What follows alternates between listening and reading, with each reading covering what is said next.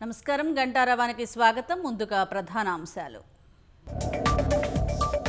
వానుడి సెగలకు అగ్నిగుండంలా మారిన రాష్ట్రం, ఎండ వేడిమికి అల్లాడుతున్న ప్రజలు.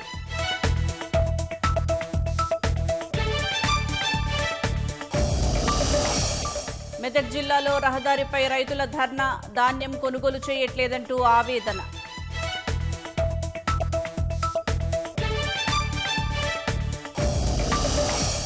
తమిళనాడులో మరోసారి కేబినెట్ను విస్తరించిన సీఎం విజయ్. ఐయుఎంఎల్, వీసీకే నుంచి మంత్రులుగా 2 ప్రమాణం. మరో మైలురాయిని చేరిన లాయిటరింగ్ మ్యూనిషన్, పోఖ్రాలో జరిపిన వాయు అస్త్ర 1 ట్రయల్స్ విజయవంతం.